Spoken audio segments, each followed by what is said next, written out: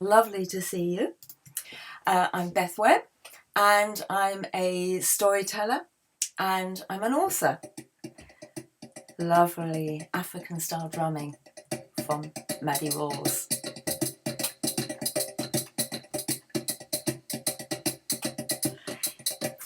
Now, if anybody finds stories a bit scary ever, although this one has some scary bits, it all ends up very happily in the end. So this is the magic singing drum, and it's known and loved all over Africa, but I love it because it's got such great pictures in your head.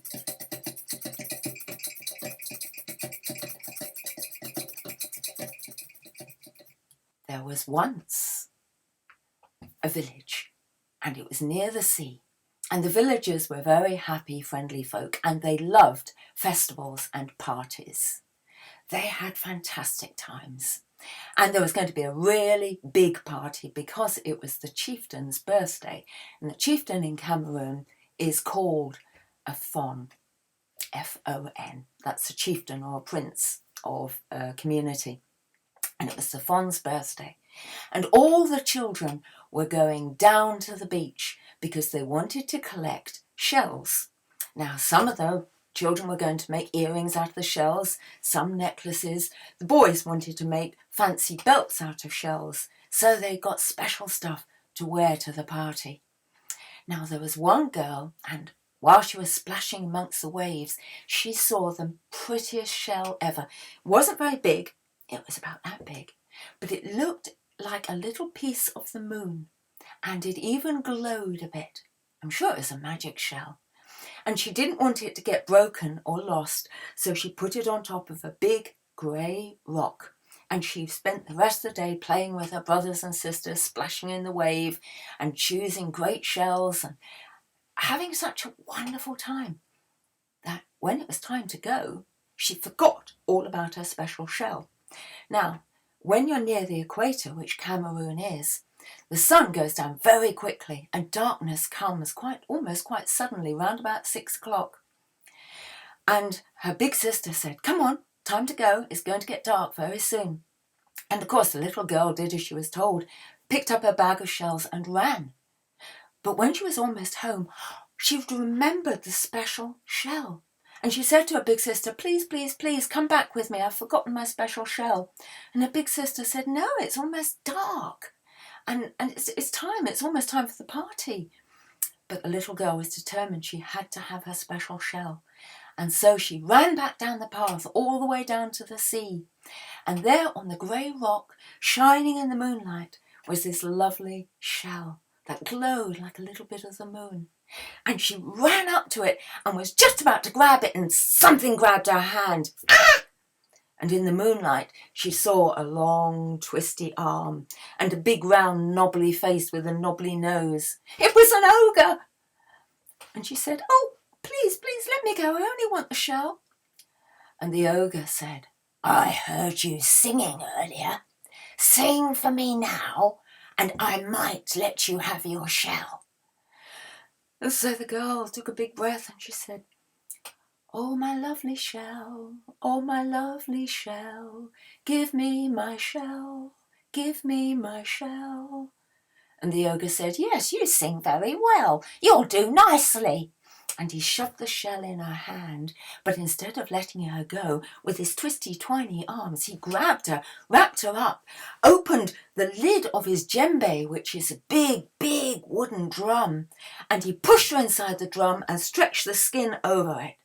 And she said, "Help, help, let me out." And the ogre said, "No, because when I play the drum, you're going to sing, and everybody will think I have a magic singing drum. And I'm going to eat well tonight because of you. And don't you dare scream or yell for help, or it'll be the worse for you." And so the girl said, yes, I promise, I promise." And she sat there in the dark, squashed up inside the big djembe drum, and she looked at her shell. And as I said, it glowed. It was like a little piece of the moon, and it comforted her, and it made her think that she would find a way out. She really would. And then the ogre, with his twisty, twiny arms, picked up the big djembe and marched up off the beach. And a little girl inside the drum felt the joggling and heard the thump, thump, thump, thump, thump of the feet. And she heard him going up, and she could hear the night birds singing, and she could hear the sound of voices, for the ogre had gone to the village. And there, seeing a party, the ogre said, "Hey, everybody, I've got a magic singing drum. If I play for you, will you give me food?" And all the people in the village said, "Yes, ogre, we'll feed you, if you're drumming and if your music is any good." And so the ogre started to play and play and play. And as he played, the girl knew that she had to sing, or there would be big, big problems. And the ogre played and the girl sang. Everybody thought, wow, what a wonderful, wonderful magic drum. The ogre played and the girl sang, and people started to dance.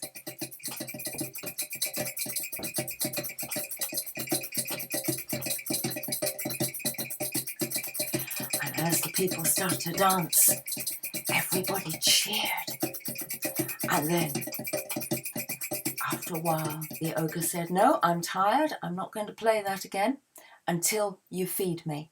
Everybody said, "Right, we will feed you. We will give you chicken, and we will give you fufu, and we will give you palm wine." Palm wine is very, very alcoholic, traditional African drink. And the ogre was very, very pleased, and they said, "That was great. Will you play for us again?" And the ogre said, "Yes, I'll play." And the girl knew she had to sing again. And so she sang and she sang and she sang. And everybody started to dance and dance and dance.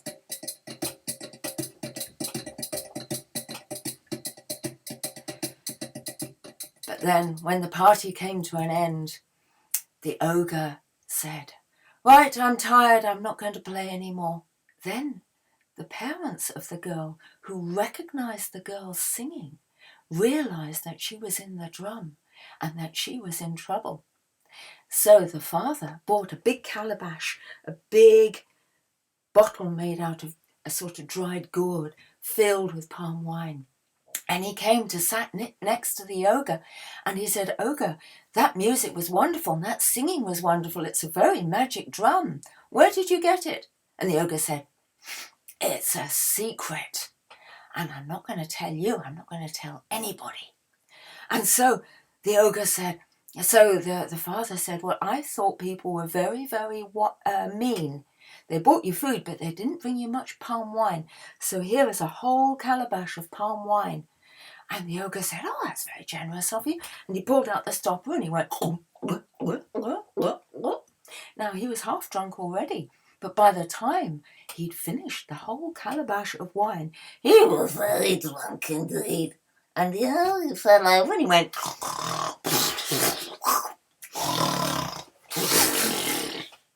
and he was so asleep.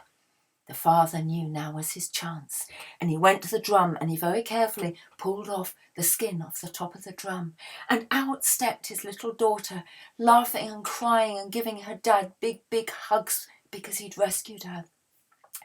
And then the dad gave the little girl to her mum, and then the dad opened a bag, because when he'd first heard his daughter singing, he knew he had to put something in the drum if he was going to rescue her, lest the ogre realised that she'd escaped.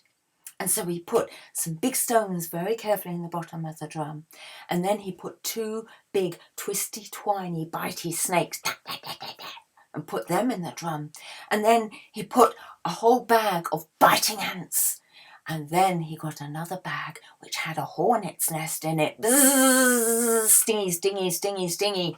And he shook them into the drum and very quickly put the lid on again, and then they crept away back to their hut. Now in the morning, when the ogre woke up, he said, that was a good night's sleep. Oh, I've got a hangover. I want some breakfast. I'll play more music. If anybody feeds me, I will play again. And people said, well, what are you going to play? And so he got out his drum and he started to drum, but it didn't sound nearly as good as it had before, and there was no singing. And he bashed and bashed, and he shook the drum and said, "Sing, sing!" And the snakes went sss, and the hornets went bzzz, sss, rattle, rattle, rattle. It didn't sound nearly as good. And all the people in the village said, "Oh, you're rubbish, and that singing drum is useless. Go away, get out of the village."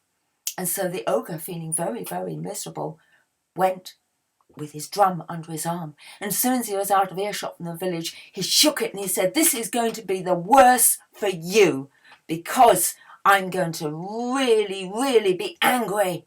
And he pulled open the skin of the drum, but instead of the frightened little girl inside, the snakes went out and they went bite, bite, and the hornets went bzzz, sting, sting, and the ants crawled all the way up his sleeves and went bite, bite, bite, bite, bite. And of course, with all that biting and stinging, the ogre died. And a little bit later, all the villagers came round to make sure that the ogre was definitely dead. And there he was, all lumpy and twisty, and everybody cheered.